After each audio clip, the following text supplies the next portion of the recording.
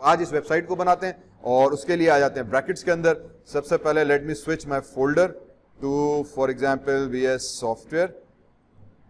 ठीक है, folder switch सिर्फ मैं ब्रैकेट्स में कर रहा हूं ताकि मेरी फाइल्स और प्रोजेक्ट्स ऑटोमेटिकली वो उसको रिकॉग्नाइज कर सके।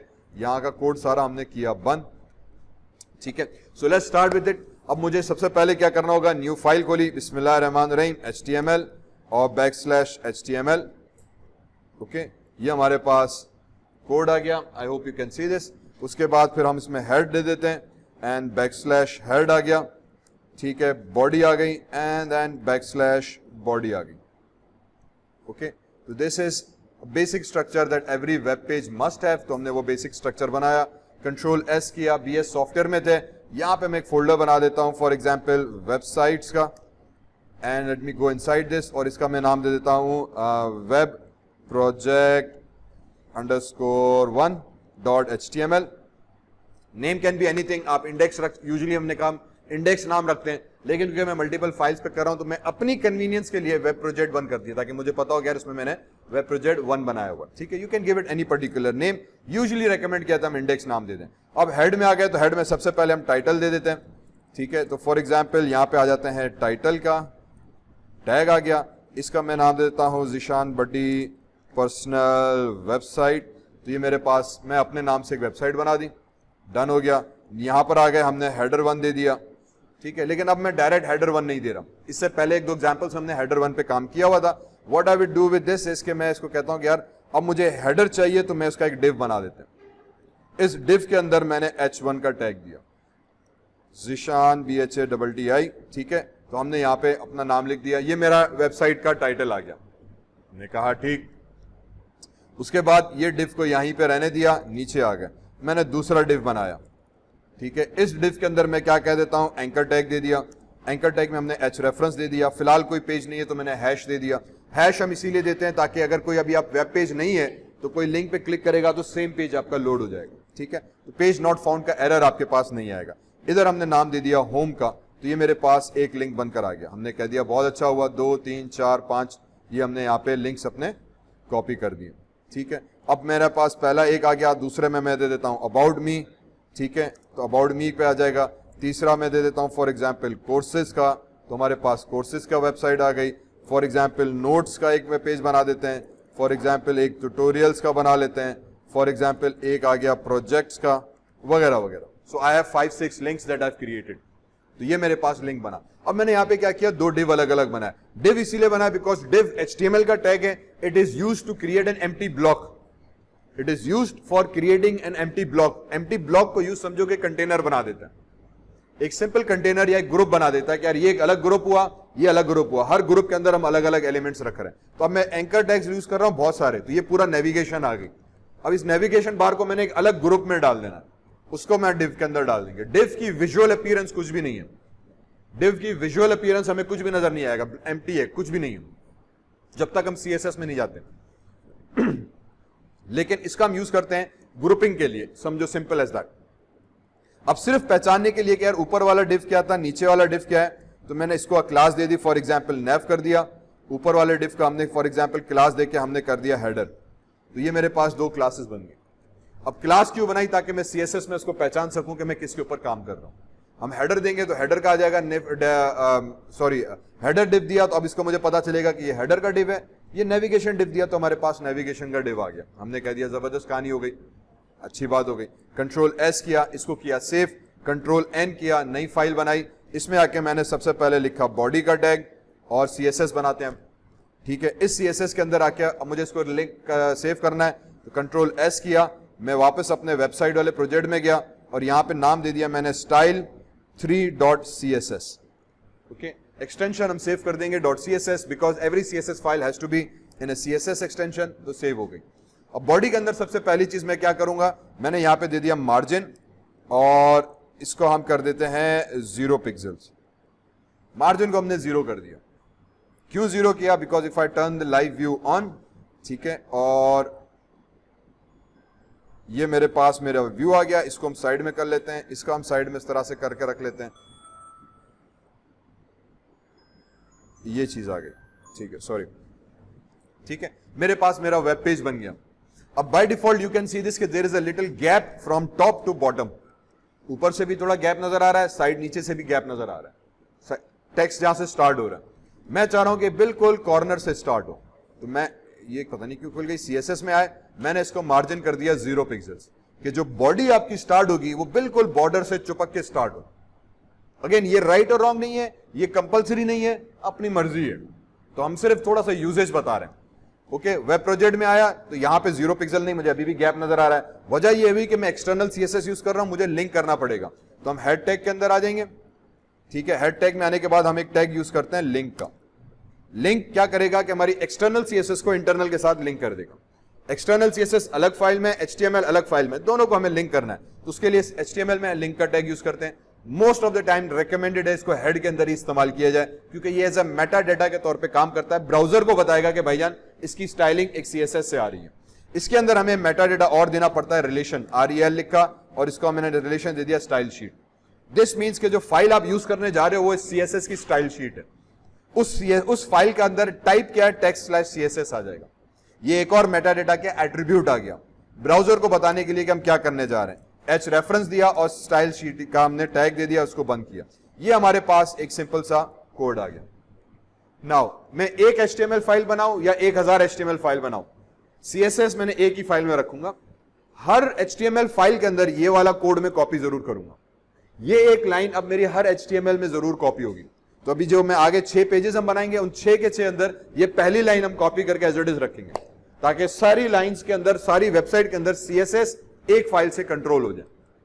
हमने कह दिया ठीक। नाउ नोट करो कि अब वो स्पेस जो शुरू में था हमारे पास वो गायब हो गया, जो शुरू में थोड़ा स्पेस आ रहा था वो गायब हो गया। तो इसको मैंने सेव किया, वापस CSS में आए। अगर हम इसको, इस वाली लाइन को मैं हटा देता हूं, कंट्रोल X किया, तो नाउ नोट करो there is a space Z से पहले भी, लेफ्ट एंड टॉप में।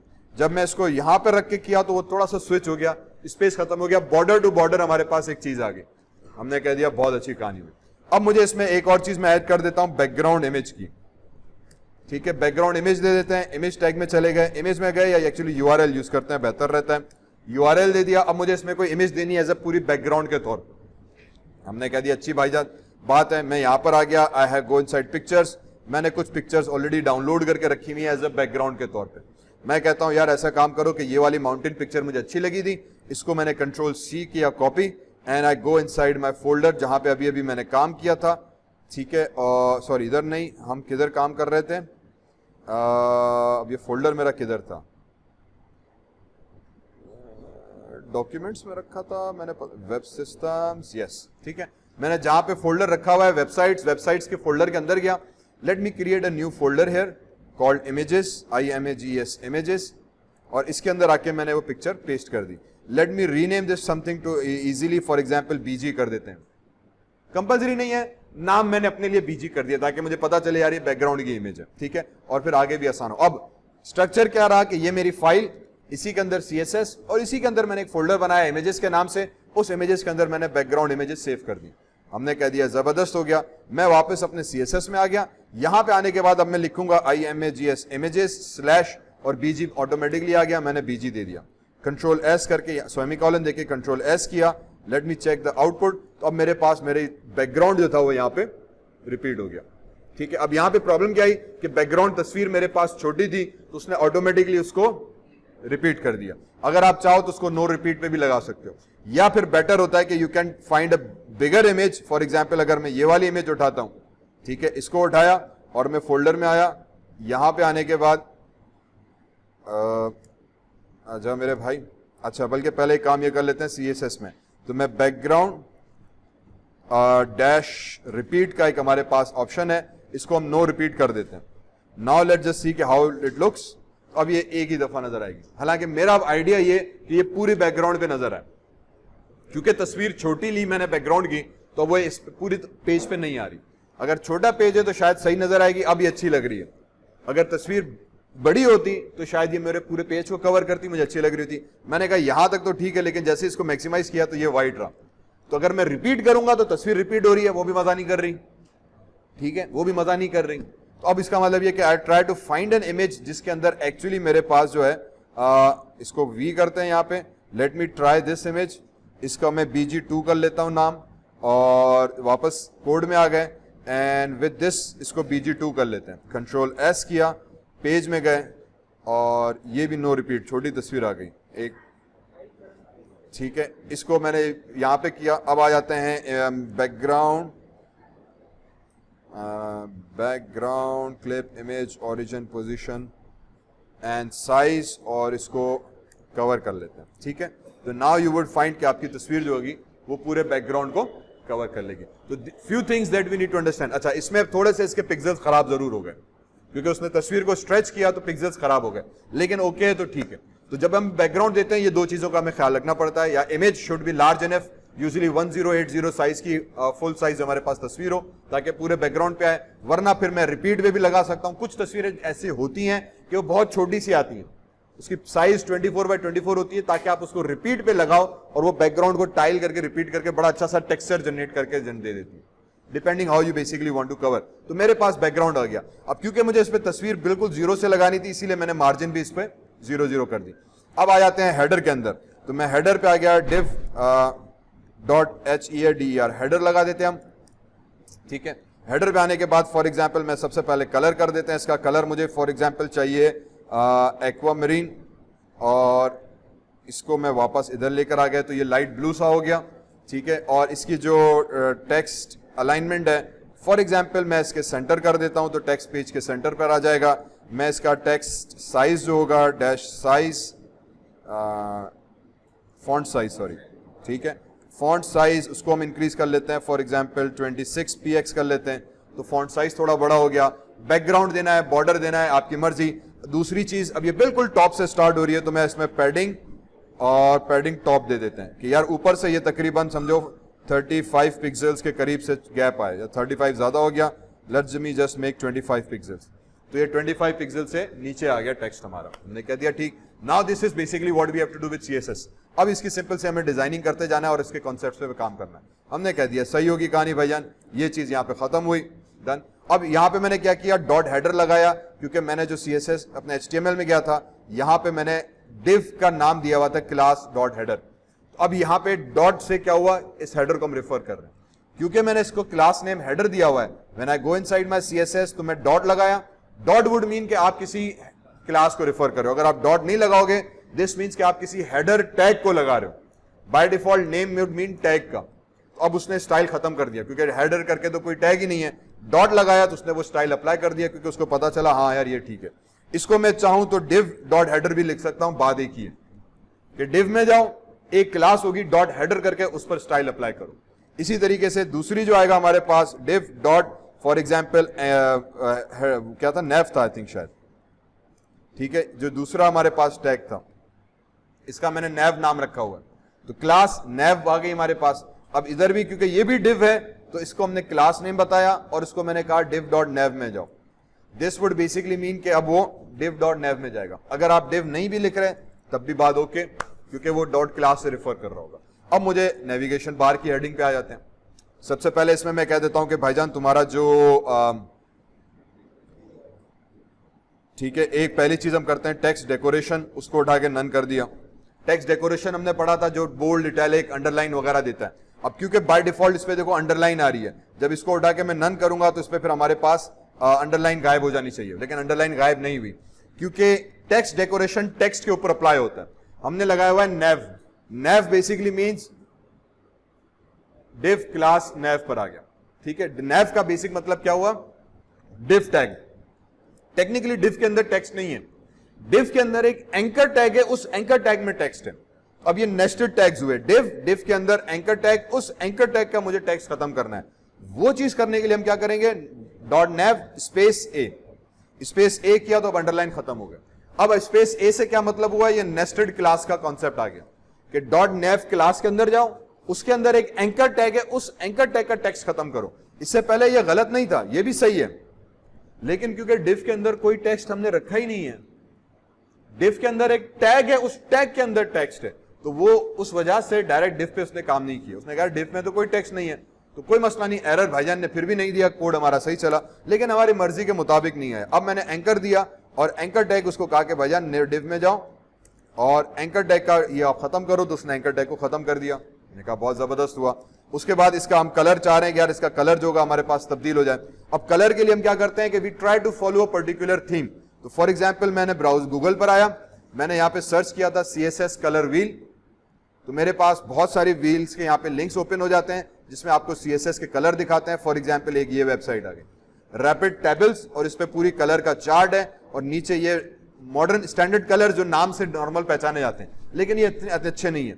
Now you can see this if you use these names, ये सारे CSS के कलर्स हैं, तो अब आपके पास बड़ी अच्छी कलर कॉम्बिनेशन और कलर थीम आ जाती है। डार्क एंड लाइट की अगर आप यूज करना चाहो तो now you get a very nice colour theme as well. तो अब यहां से मैं इसका नाम उठा सकता हूं या इसका मैं हैश कोड उठा सकता हूं। तो फॉर एग्जांपल मुझे जो मेन्यू चाहिए उसका मुझे कलर थीम कुछ ये वाला चाहिए, डॉजर ब्लू करके। तो इसको कोड को मैंने कंट्रोल C किया, CSS में आ गए और यहां पे डॉजर ब्लू कलर हमने दे दिया। ठीक है, तो इसका वो डॉजर ब्लू कलर का आ गया। ओके, तो इस तरह से do pick up a good colour theme. तो कलर थीम ऐसे नहीं रैंडमली ब्लू ग्रीन हमने कर दिया, हम we try to go for our website के मेरी वेबसाइट का थीम क्या होगा, क्योंकि ब्लू बैकग्राउंड है मैं उसी थीम के हिसाब से चलना चाह रहा हूं। मैंने टेक्स्ट का कलर डॉजर ब्लू कर दिया, मैंने कहा जबरदस्त हुआ। इसका बैकग्राउंड कलर में देना चाहूंगा तो पहले बैकग्राउंड कलर दे देते हैं। अब बैकग्राउंड कलर क्या होगा, तो मैं वापस यहां पर आया, तो ये था डार्क, इससे थोड़ा सा डार्क कलर, फॉर एग्जाम्पल मैं स्टील ब्लू कलर दे देता हूं। ठीक है, depending on what you want to do, या कैसे आप चाहिए होगा। इसका फिर से लुक चेक कर लेते हैं, तो ये स्टील ब्लू कलर का बैकग्राउंड आ गया। अब मुझे कलर पढ़ने में नहीं आ रहा, तो मैं वापस अपनी वेब पे आ जाऊंगा। मैंने कह दिया यार इसका मुझे जो है ना ये पाउडर ब्लू कलर अच्छा लग रहा है, ये वाला उठा लेते हैं। ठीक है, तो अब ये CSS का जो टेक्स्ट कलर था मैं चेंज कर दूंगा। Oops, control C, control V, control S, and अब मुझे टेक्स्ट थोड़ा सा पढ़ने में आ गया। लेकिन अभी भी बटन बहुत छोटे छोटे हैं, तो हम यहाँ पे क्या दे देंगे, पैडिंग। ठीक है, पैडिंग मैं दे देता हूं पैडिंग टॉप। पैडिंग टॉप हमने कर दी फॉर एग्जांपल 12 पिक्सल्स, तो ऊपर से 12 पिक्सल्स का गैप आ गया। अगर आप सिर्फ पैडिंग देंगे तो बेसिकली चारों तरफ से वो 12 पिक्सल्स का गैप दे देगा। ठीक है, पैडिंग स्पेस ऐड करता है कंपोनेंट के अंदर से। तो बॉर्डर जहां पर आया, ये कंपोनेंट यहां से स्टार्ट हो रहा है, उसके बाद कितना स्पेस होना चाहिए उसको वो कंट्रोल करता है। सिर्फ पैडिंग देंगे तो वो टॉप, लेफ्ट, राइट, बॉटम चारों तरफ से 12 पिक्सल्स का गैप दे देगा। ठीक है, जितना आप गैप देना चाहें, 10 पिक्सल्स कर दें 10 पिक्सल्स का गैप हो जाएगा, डिपेंडिंग ऑन आप बटन पे कैसे काम कर रहे हैं। ठीक है, तो हमने सिंपली सा स्पेस दे दिया। सिर्फ ऊपर से स्पेस ज्यादा चाहिए, सिर्फ ऊपर से हम स्पेस दे सकते हैं। फॉर एग्जांपल मैं यहां पे आ जाऊंगा पैडिंग, और मैं लेफ्ट पे जाके कह देता हूं कि यार 5 पिक्सल्स का एडिशनल गैप आ जाए। तो अब ये लेफ्ट से थोड़ा सा और पिक्सल्स का गैप आ गया। मैं कह देता हूं लेफ्ट से 25 पिक्सल्स का गैप हो, तो अब वो लेफ्ट से 25 पिक्सल्स का गैप और हो गया। ठीक है, और इसको अगर मैं यहाँ पे नॉर्मल करके देखूं तो अब यहां से वो थोड़ा सा ज्यादा गैप नजर आ रहा है, लेकिन अब वो सेंटर में बटन नहीं नजर आ रहा तो मजा नहीं आ रहा। तो आप एक एरिया का स्पेस भी कंट्रोल कर सकते हो, या आप चाहो तो कंप्लीट स्पेस भी कर सकते हो। तो मैंने फिलहाल इसका पैडिंग हटा दी, मैंने कहा मेरे पास बटन बन गया, हमने कह दिया जबरदस्त कहानी हो गई, सिंपल एज दैट। ये क्रिएट हो गया, मेन्यू आ गया। अब इस मेन्यू को थोड़ा सा और अलाइव करते हैं। अलाइव करने के लिए हम क्या करेंगे कि .nav में गए, एंकर टैग उठाया, और एंकर टैग के ऊपर फिर मैंने एक कॉलन लगा के हॉवर इफेक्ट लगा दिया। ठीक है, व्हाट दिस बेसिकली मींस के नेविगेशन में जाओ, क्लास के अंदर एक एंकर टैग होगा, उस एंकर टैग के ऊपर आप स्टेट लगाओ। इसको प्रोग्रामिंग की जबान में हम इवेंट कहते हैं। प्रोग्रामिंग की जबान में हम इसको इवेंट कहते हैं। यार इसके ऊपर मुझे एक इवेंट लगाना है। कौन सा इवेंट? हवर का। नॉर्मली क्लिक का भी होता है, की प्रेस का होता है, की डाउन का होता है, माउस क्लिक का होता है, माउस रिलीज का होता है। ये मुख्तलिफ किस्म के इवेंट्स हैं। If you want to check, यहां पे कॉलन प्रेस किया तो ये सारे हमारे पास इवेंट्स आ गए जो हम यूज कर सकते हैं। हवर का, इन रेंज का, वैलिड का, लेफ्ट का, ब्लिंक का, ब्ला ब्ला ब्ला चीजें इसमें। हवर मींस कि जब माउस इसके ऊपर हवर करे तो मैं क्या करूं। तो जब माउस इसके ऊपर हवर कर रहा है तो उसके नतीजे में क्या होना चाहिए। तो उसके नतीजे में हमने कहा कि भाईजान तुम्हारा जो बैकग्राउंड कलर है वो तब्दील हो जाए। किसमें? फॉर एग्जाम्पल मैं फोरग्राउंड वाला ये जो कलर का टेक्स्ट था ये उठा के इधर लगा देते हैं, और जो जो तुम्हारा फ्रंट का कलर है टेक्स्ट का वो बैकग्राउंड का हो जाए। ये कंट्रोल C यहां से किया, कंट्रोल V किया, पेस्ट किया, इसको सेव किया। नाउ लुक द बटन आपके लाइवली होना शुरू हो गए। अब लग रहा है कि वाकई मेन्यू हमारे सही बनना लग गया। सिंपली क्या हुआ, हवर इफेक्ट क्रिएट हुआ। हवर पे हमने स्टेट चेंज की है CSS की जबान में, कि जैसे ही माउस उसके ऊपर हवर करेगा उसका स्टेट चेंज हो गया। State means event, in a programming event कहलाता है। माउस ओवर, आपका माउस किसी भी चीज के ऊपर होगा, ये एक इवेंट ट्रिगर होता है, वो इवेंट ट्रिगर होगा। जब ये इवेंट ट्रिगर हो तो हमने CSS दे दी नहीं कि एंकर ए हवर, जब ये इवेंट ट्रिगर हो, ये स्टेट चेंज हो तो उसका बैकग्राउंड कलर चेंज कर दो, फ्रंट कलर चेंज कर दो, ये हमारे पास टेक्स्ट आ गया। बस CSS का यहां से बेसिक काम स्टार्ट हो गया। हमने कह दिया जबरदस्त। अब क्या करना है, अब मुझे इसका नीचे के कंटेंट को डिजाइन करना है। अगेन अब हेडर पे मैंने सिंपल टेक्स्ट लिखा हुआ है, मुझे इसका भी फॉन्ट अच्छा नहीं लग रहा। I can go inside here and I can choose any particular font from this particular chart. ठीक है, जो भी आपको कलर इसमें से अच्छा लग रहा है। फॉर एग्जाम्पल ये थोड़ा सा डार्क वाला उठा लेते हैं, ये आ गए और CSS में आ गए। और जो मैंने हेडर का कलर दिया था एक्वा मरीन, इसको उठा के मैं हैश ये कलर पेस्ट कर देते हैं, तो अब थोड़ा सा डार्क रेंज आ गई। ठीक है, अब मैंने समझो ये 3 कलर्स अपने हिसाब से चूज किए, डार्क, लाइट और वेरी लाइट। ठीक है, अब मैं कोशिश करूंगा कि आगे जितने कंपोनेंट्स होंगे हम उसमें ये सेम कलर थीम जो है वो फॉलो करते चले। हमने कह दिया जबरदस्त कहानी हो गई भाईजान, बेहतरीन हो गया। आगे आ जाते हैं HTML के अंदर। तो ये मेरे पास हेडर भी बन गया, नेविगेशन बन गया। अब मुझे हेडर में लोगो ऐड करना है, तो मैं यहाँ पे इमेज टैग लगा के लोगो भी ऐड कर सकता हूँ। सेंटर करना है, अलाइनमेंट चेंज करनी है, completely up to me. For now हमने कह दिया ये चीज यहां बन गई। नीचे आ जाते हैं, नीचे आने के बाद हम इसमें कह देते हैं कि यार अब मुझे बॉडी का टेक्स्ट क्रिएट करना है। बॉडी के लिए हम एक और डिव बना देते हैं। ठीक है, इस डिव को हम नाम देते हैं कि यार ये क्लास बनेगी and this class can be content. ये मेरा मेन कंटेंट क्लास बन गई। तो हमारे पास मेन कंटेंट एरिया ये पूरा बना। इस एरिया के अंदर अब मुझे क्या करना है, 3 कॉलम्स बनाने। 3 बनाने, 2 बनाने हमारी मर्जी। फिलहाल पहले एग्जाम्पल के तहत हम 3 कॉलम्स बनाते हैं। हमने कह दिया ठीक है 3 कॉलम्स क्या बनने चाहिए। हमने उसको कह दिया कि यार अब डिव एक और बना देते हैं। एक और डिव बनाया, इस डिव का ना मैंने क्लास कर दी COLUMN कॉलम। ठीक है, तो एक बॉक्स बनाया, उस बॉक्स के अंदर दूसरा बॉक्स बनाया। दिस बॉक्स, पहला box represents the entire content area. पहला box represents the entire content area. उस बॉक्स को फिर मैंने फर्दर एक और डिव बना के सेटअप कर दिया। अब इस कॉलम के अंदर मैं दे सकता हूं कि भाईजान तुम्हारे पास एक H1 का टैग आ जाए, माय कोर्सेस। ठीक है, मैंने एक कोर्सेस का लिंक बना दिया। इसके अंदर फिर मैंने पैराग्राफ दे दिया, क्लिक द लिंक, या बल्कि यूं कर लेते हैं, I am currently teaching following COUR courses. और फिर मैं नीचे कोर्सेज के जो भी डिस्क्रिप्शन होगी वो मैं यहाँ पे दे दूंगा। तो ये मेरे पास एक कॉलम बन गया यहाँ पे। अब मुझे दूसरा कॉलम बनाना है, Ctrl+C किया, अंदर के डिव को कॉपी किया, अंदर का जो डिव था उसको Ctrl+C किया, नीचे आ गए Ctrl+V किया, नीचे आ गए Ctrl+V किया। तो मैंने 3 दफा कोर्सेज दे दिए। अब मैंने एक जगह पे कोर्सेज लिखा, एक दफा पे लिखा TUTORIELS ट्यूटोरियल्स। फॉर एग्जाम्पल इस पे कह दिया कि हमने यूट्यूब वीडियोस फॉर एग्जाम्पल। तो मेरे पास 3 लिंक्स आ गए नीचे। ठीक है, अब मुझे इसको कॉलम स्ट्रक्चर में ब्रेक करना है। By column structure means something like this, 1 2 3।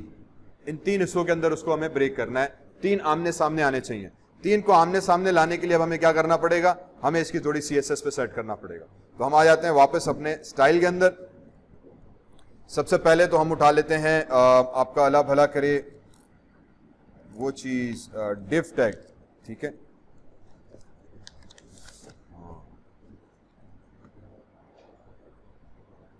तो हम आ जाते हैं यहां पे और इसको मैंने दे दिया कंटेंट का टैग। कंटेंट इसीलिए क्योंकि ये मेरा मेन डिव आया, पहले मैं इसको सेट करता हूं। इस कंटेंट पे आके हम इसको कह देंगे कि भाई तुम्हारा जो फ्लोट वैल्यू है वो हो जाए लेफ्ट। अब फ्लोट एक एट्रीब्यूट है CSS के अंदर जो डिफाइन करती है कि कंटेंट आपका किस तरीके से ऑर्गेनाइज किया हुआ। ठीक है, तो हमने इसको कह दिया कि यार जो हमारा कंटेंट है वो लेफ्ट पे ऑर्गेनाइज होना चाहिए। फिर इसके बाद जो मेन कंटेंट एरिया है उसका बैकग्राउंड अगर हमें चेंज करना है, लेकिन बैकग्राउंड भी हमने ऑलरेडी इमेज दी हुई है, तो फिलहाल इसको मैंने कंटेंट को इतना ही रखा। इसमें और मुझे फिलहाल अभी कुछ नहीं करना। Let's keep it to simple, let's just create COLUMN column और इसको उठाते हैं। अब ये कॉलम जो होगा वो दरअसल कहां पर है, डिव कंटेंट उसके अंदर है, नेस्टेड है। ठीक है, तो इस चीज का भी दूसरा ख्याल रखना है। अब क्योंकि मैं नेस्टेड कॉलम को चेंज करने जा रहा हूं तो मुझे यहां भी जो कोड देना पड़ेगा उसमें लिखना पड़ेगा कि भाईजान पहले डॉट कंटेंट में जाओ, स्पेस डॉट कॉलम में जाओ। इन अदर वर्ड्स इसको आप यूं कर सकते हो कि भाईजान पहले डिव कंटेंट है, इसके अंदर एक डिव कॉलम है, इसको चेंज करो। इससे क्या है, हम उसको स्पेसिफिकली बता रहे हैं कि कॉलम कंटेंट है मेन बॉडी का, उसके अंदर एक और डिव बना हुआ है, उसकी स्टाइल तुम चेंज करो। सेम चीज जो मैंने यहां पे की थी, नैव में जाओ, नैव में जाके एंकर टैग है उसको चेंज करो। यहां पे हम बता रहे हैं डिव कंटेंट, कंटेंट के अंदर एक कॉलम है यार, इस कॉलम को चेंज करो। इस कॉलम के अंदर हमें क्या करना है, इसको भी मैं फ्लोट लेफ्ट कर दूंगा कि ईच कॉलम लेफ्ट साइड से ऑर्गेनाइज हो। ठीक है, ईच कॉलम जो बनेगा वो लेफ्ट से हमारे पास फ्लोटिंग पॉइंट उसका वैल्यू आ जाए। उसके बाद इसमें हम एक चीज दे देते हैं विड्थ की, और 33.33%। ठीक है, मैं विड्थ पर अभी आता हूं, क्या करेंगे हम, let me see if this works और नॉट। तो ये आपके पास ओप्स कॉलम लेफ्ट से फ्लोट करके 3 कॉलम्स बनने आ गए। ठीक, सिंपल एज दैट, और कुछ भी हमने नहीं किया। अब वही चीज है कि सिर्फ सीएसएस को समझना है कि मैं किस एट्रीब्यूट का इस्तेमाल करते हुए क्या चीज अचीव कर रहा हूं। तो मैंने कॉलम्स बनाए, अब स्ट्रक्चरिंग एचटीएमएल से होगी तो सीएसएस सही काम करेगी। तो एचटीएमएल से मैंने स्ट्रक्चरिंग ऐसे की कि एक डिव बनाया कंटेंट का, उसके अंदर एक और कॉलम बनाया, दूसरा कॉलम बनाया, तीसरा कॉलम बनाया। तीनों को मैंने क्लास नेम सेम दे दी, इसको भी कॉलम दिया, इसको भी कॉलम दिया, इसको भी कॉलम दिया। सेम देने की वजह से क्या हुआ कि मैं स्टाइल अब एक ही कॉलम पर अप्लाई करूंगा, वो तीनों पे अप्लाई हो जाएगा। पहले मैंने कहा लेफ्ट फ्लोट हो जाओ, तुम्हारी अरेंजमेंट लेफ्ट साइड से फ्लो करेगी। विड्थ ईच कॉलम की 33 कर दी। 33 क्यों की कि बाय डिफॉल्ट जो पेज है आपकी उसकी डिफॉल्ट विड्थ होती है 100%। ठीक, स्क्रीन साइज कोई भी हो, डिफॉल्ट विड्थ आ जाएगी 100%। 100% को आप 3 से डिवाइड करो, कितना बनेगा, 33.3 बनेगा। ठीक है, so if you come here, अगर आप कैलकुलेटर भी उठा के देख लेंगे, 100 हमारे पास आ गए यहां पे वैल्यू, 100 को हमने डिवाइड किया 3 से तो 33.3। क्योंकि मैं पेज को 3 कॉलम के अंदर डिवाइड कर रहा हूं तो मेरे पास पेज मेरा 3 कॉलम के अंदर डिवाइड हो जाएगा।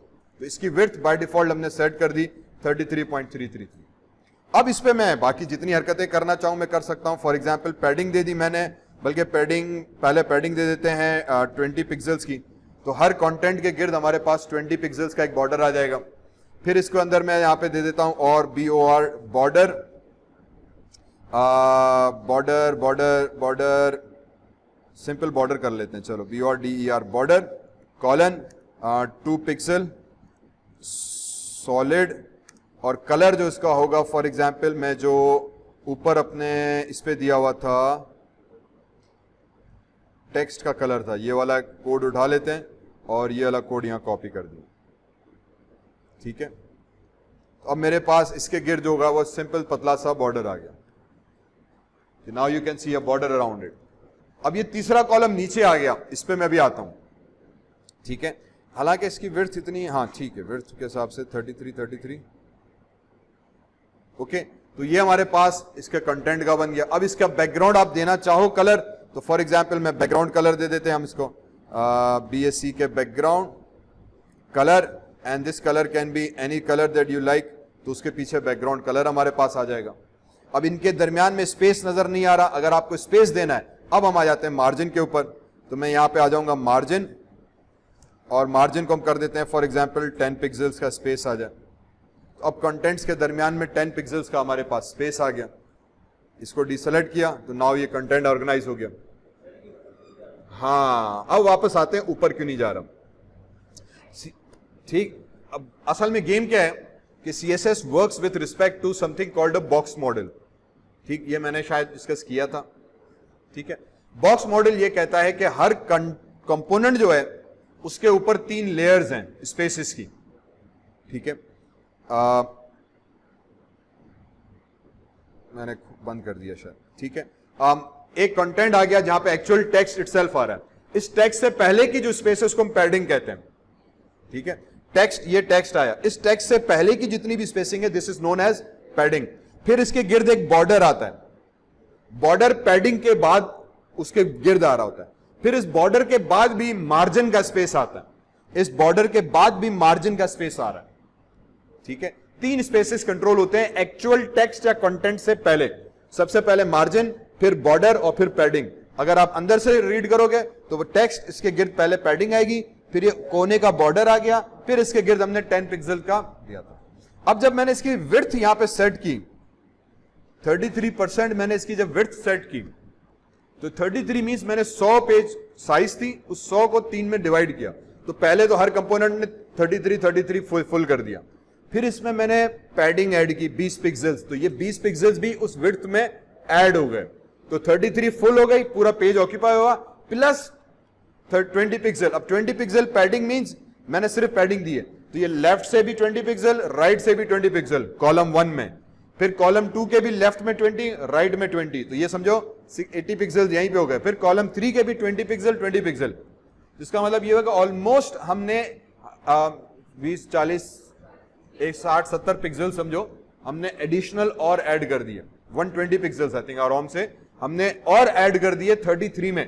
तो क्योंकि वो साइज से बड़ा हो गया तो वो नीचे फ्लो हो गया, क्योंकि उसकी साइज से बड़ा हो गया, ठीक है, क्योंकि उसकी साइज पेज की 100% थी और हमने अब टेक्निकली 100 प्लस 120 पिक्सल्स एक्स्ट्रा किए, तो अब वो 20 पिक्सल्स एक्स्ट्रा कहां जाएंगे, तो उस वजह से उसकी साइज अल्टर हो गई। अब मुझे सिंपली यहां पे करना है, इसकी विड्थ को थोड़ा सा कम करना है यहां से, कि यार ये जो होगी फॉर एग्जांपल 30 पिक्सल्स पर आ जाए, ताकि मेरा जो कंटेंट होगा वो 30 पे हो जाना चाहिए। तो मैंने बेसिकली विड्थ अब थोड़ी सी कम करते हुए 28% कर दी, तो अब मेरे पेज के हिसाब से उसने सेटिंग सही बैठी, ठीक है। मैंने पैडिंग अभी भी 10 कर दी, अगर मैं इसको 20 करता हूं तो अभी फिर इसके हिसाब से विड्थ कम हो गई, क्योंकि कंटेंट उतना है, फिर मुझे इसको शायद थोड़ा सा और 26 तक करना पड़े, तो अब मेरे पास कंटेंट सही से डिस्प्ले हो जाएगा, ठीक है। अब बेसिकली क्या हुआ कि हमें पेज की विड्थ को 100% से ज्यादा हम नहीं कर सकते, तो हमने उसको 100% तक ही रखा हुआ है। फिलहाल इसको मैं हटा देता हूं, ठीक है। तो विड्थ को हमने 100% तक रखा हुआ है, तो क्योंकि मैं यहां पे परसेंटेज में बात कर रहा हूं, तो इसका मतलब ये हुआ कि हम फिक्स परसेंटेज बता रहे हैं। हाँ, you can do one other thing as well, कि फॉर एग्जांपल आप इसको बता दो 300 पिक्सल्स, तो ये 300 पिक्सल्स की विड्थ फिक्स हो गई। अब पेज की साइज कितनी भी होगी, ये 300 पिक्सल्स होगी। मैं इसको कहता हूं यार चले 3 में भी नहीं जा रहा, 200 पिक्सल्स करके देख लेते हैं, तो अब ये 200 पिक्सल्स की विड्थ आ जाएगी हमारे पास। अब जहां पे कंटेंट ज्यादा होगा उस पे फिर एक्चुअली हर बॉक्स की साइज अल्टर होना शुरू हो जाएगी। अगर इसमें मैं टेक्स्ट बहुत ज्यादा रखूंगा तो इसकी साइज बड़ी हो जाएगी, इसकी छोटी रहेगी, तो वो प्रोपोर्शन हमारे पास थोड़ा सा खराब हो जाता है। इसीलिए उमूमन फिर हम कोशिश करते हैं कि इसको परसेंटेज में अगर मैं डील करूं तो मेरे लिए ये जो है 28% ज्यादा सा बेहतर रहता है, बल्कि 27 पे कहते हैं, फिर नो हॉल वाला कुआं 26 पे, तो अब उसकी अलाइनमेंट आपको सेम नजर आएगी। बहरहाल this is what we do, CSS का कंटेंट बन गया, वंडरफुल हो गई कहानी। अब मुझे इसी तरह से नेक्स्ट कंटेंट रखना है, मैं कहता हूं कोई मसला नहीं है, नीचे आ जाओ। मैंने ये जो डिव बनाया था पूरा कंटेंट वाला, इस डिव को कॉपी किया, कंट्रोल सी, इस डिव पूरा जो कंटेंट वाला मेन डिव बनाया था, इसके बाद मैंने एक और डिव बना दिया यहां पे, तो ये दूसरा डिव बन गया, कंटेंट आ गया, वो ऑटोमेटिकली 2 रो आ गई। फॉर एग्जाम्पल मैं नोट्स का बना रहा हूं या मटेरियल बनाना चाह रहा हूं, अब जो तीसरा आएगा फॉर एग्जाम्पल इसके बाद में इसको फिर एक और कॉपी हम पेस्ट मार देते हैं, नीचे आ गया, पेस्ट आ गया, तो ये तीसरा आ जाएगा। अब इनमें से आप किसी एक को चेंज करना चाह रहे हो तो आपकी मर्जी है, you can do that as well. तो फॉर एग्जाम्पल जो तीसरा कंटेंट आ रहा है मेरे पास, थर्ड वाला कंटेंट नीचे ये आखिरी वाला, ठीक है, इसको मैं कह देता हूं कंटेंट LARGE लार्ज, इसका नाम मैंने चेंज कर दिया कंटेंट लार्ज का, ठीक है, हमने कह दिया सही। और इसके अंदर जो कॉलम आएंगे मेरे पास वो सिंगल कॉलम चाहिए मुझे, इसको भी डिलीट किया और इसको भी डिलीट किया। तो एक मैंने आखिर में कंटेंट लार्ज बनाया, उसके अंदर डिव बनाया और उसके अंदर कॉलम बना दिया। अब मैं CSS में जाऊंगा, ठीक है, CSS में चले गए। अब ये जो डिव कंटेंट बनाया था इस पूरे शहजादे को कॉपी किया, मैंने पेस्ट किया और यहां पे कंटेंट हमारे पास आ जाएगा LARGE लार्ज, तो ये लार्ज का आ जाएगा। अब डिव कॉलम है तो इसके ऊपर भी सेम सेटिंग आ जाएगी। अब कंटेंट लार्ज का जो डिव होगा इसको मैं कह देता हूं फॉर एग्जांपल 100%, तो अब आखिरी वाला जो कंटेंट हो गया वो 100% का आ गया, ठीक है। अब जो आखिरी कॉलम बना उसको हमने 100% कर दिया। फॉर एग्जांपल यहां पे 3 आ रहे हैं, यहां पे मुझे 2 चाहिए, मैंने कह दिया आप 2 कर सकते हो, कोई मसला नहीं है। अब आपको उसकी सिर्फ CSS उस एक डिव की अलग करनी पड़ेगी, ओके। यहां पे एक डिव बनाया, उसका कंटेंट बनाया, कंटेंट के अंदर कॉलम बनाया, कॉलम 1, कॉलम 2, कॉलम 3, इसकी हमने सेटिंग की, फिर कॉलम 1, कॉलम 2, कॉलम 3, ये पूरा डिव कंटेंट वाला रिकॉपी किया मैंने। तो ऑटोमेटिकली क्योंकि डिव ब्लॉक के तौर पे काम करता है, नया डिव आया तो ऑटोमेटिकली न्यू लाइन पे नई साइड से फ्लोट लेफ्ट किया हुआ है, वो लेफ्ट से स्टार्ट किया, नई लाइन पे कॉल किया। फिर तीसरा डिव कॉपी बनाया, उसका उठा के मैंने उसमें अंदर वाले सारे कंटेंट गायब कर दिया, तो हमारे पास नीचे बना। अगर मुझे अब इस सेकंड वाले के अंदर सिर्फ 2 कॉलम चाहिए, सेकंड वाले के अंदर मुझे सिर्फ 2 कॉलम चाहिए, तो मैंने फॉर एग्जांपल एक को डिलीट कर देते हम। तो अब इसके अंदर मेरे पास कितने बचे, एक कॉलम ये रहा, दूसरा कॉलम ये रहा, कंट्रोल S यहां पर आ गए, तो now you see it has only 2 column. लेकिन मैंने कहते नहीं यार, इसका जो पहला कॉलम है ना वो ऑलमोस्ट इतनी विड्थ का होना चाहिए और ये कॉलम सिर्फ छोटा होना चाहिए।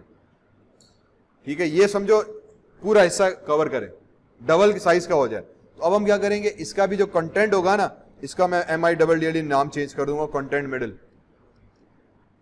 कॉलम की विड्थ उतनी रही, इसका नाम भले हमने कॉलम ही रखा हुआ, इसका नाम मैंने क्लास का जो मिडिल वाला था कंटेंट मिडिल कर दिया, क्लास का नाम तब्दील किया। क्लास का नाम तब्दील किया, यहां से शहजादा स्टाइल गायब हो गया। क्यों? क्योंकि जब CSS में आए, एक कंटेंट है, कंटेंट लार्ज है, कंटेंट मिडिल करके कुछ है ही नहीं। ठीक, और ये क्योंकि नेस्टेड है तो कंटेंट मिडिल पे अप्लाई नहीं हो रहा।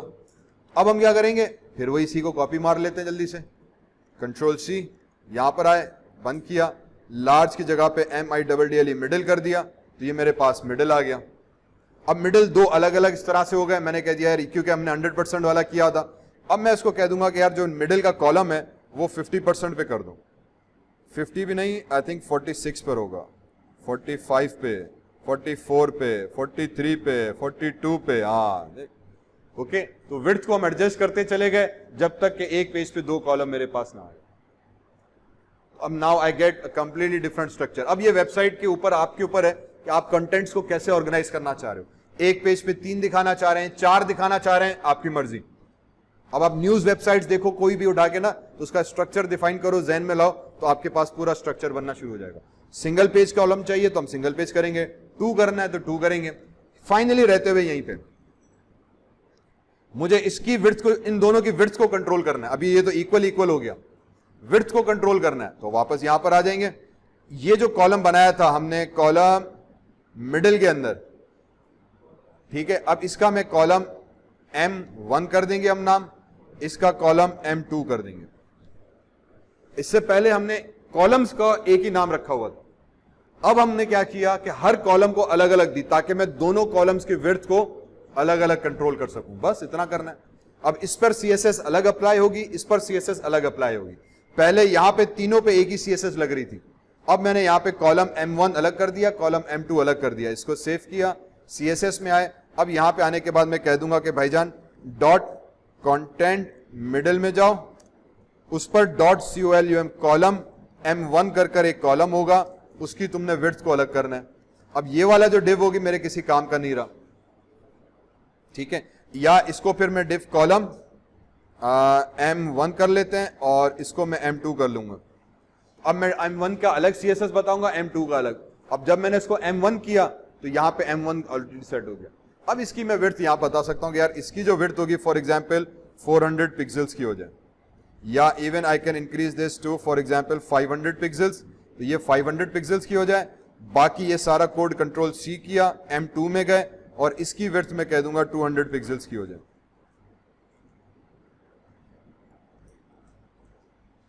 तो नाउ अब आपका स्ट्रक्चर इस तरह बना। Now what you get, now you gate completely unique website that has a header, that has a menu, that has 3 column structure, that has 2 column structure, that has 1 column structure. अब ये content आप क्या बनाने जा रहे हैं, totally up to you, and there is no right और wrong, कोई सही या गलत नहीं है। अब ये आपकी अपनी डिजाइनिंग है, as long as you understand कि यार मुझे करना क्या है। HTML की स्ट्रक्चरिंग, तो मैंने डिव बनाया एक, उस डिव के अंदर नैव रखा और नेविगेशन मेन्यू किया, ये पूरा मेरा डिव अलग हो गया। ठीक, इसको अगर मैं चाहूं तो यहां से बंद कर दिया, ये डिव अलग हुआ, ये हेडर का डिव अलग हुआ, मींस ग्रुप हेडर का अलग हुआ, नेविगेशन का अलग हुआ, पहला कंटेंट इसका ग्रुप अलग हुआ, मिडिल कंटेंट इसका ग्रुप अलग हुआ, लार्ज कंटेंट इसका ग्रुप अलग हुआ। हर किसी को हमने अलग अलग डिव में रखा। जहां मुझे 3 कॉलम चाहिए थे मैंने उसके अंदर सब के तौर पे 3 कॉलम रख दिए, तो सब 3 कॉलम आ गए। जहां मुझे 2 कॉलम चाहिए थे मैंने मेन डिव के अंदर 2 सब डिव बना दिए। अब दोनों की साइज डिफरेंस करनी है, टेक्सचर डिफरेंट करना है, बैकग्राउंड डिफरेंट करना है, दोनों की CSS में अलग अलग करने गया, तो दोनों की CSS की क्लास का नेम मैं अलग अलग बताऊंगा पहले, और फिर उसकी मैं जाके स्टाइलिंग अलग करूंगा। इसी तरीके से अगर मुझे एक ही कॉलम चाहिए तो मैं एक कॉलम पे आ गया। यही चीज हमारी पूरी वेबसाइट स्ट्रक्चर को डिफाइन करती है। अब आप टाइटल, अब ये वंस डिजाइन हो गया, अब मैं यहां पे आ जाऊंगा। अब मुझे अपनी कोडिंग करनी है, माय कोर्सेज आ गए। दूसरे डिव के अंदर मुझे क्या करना था, फॉर एग्जाम्पल मिडिल वाले के अंदर मैं यहाँ पे नाम दे देता हूँ वेब प्रोग्रामिंग, ठीक है, और यहाँ पे आ जाएगा for example full stack course, ठीक है। तो ये फुल स्टैक कोर्स लिंक का हेडिंग आ गई। नीचे में यहाँ पर आ जाएंगे व्यू ऑल कोर्सेस, इसका लिंक दे दिया। अब मेरे पास जो लिंक बनेगा माय कोर्सेज, ट्यूटोरियल्स, यूट्यूब, ये फुल स्टैक का, ये वेब प्रोग्रामिंग का, व्यू ऑल कोर्सेज का, हेंस मेरे पास मेरी वेबसाइट बन गई। बात समझ में आई? That's it. ये चीज यहां पे रही। कुशल मंगल, कहानी मुकम्मल।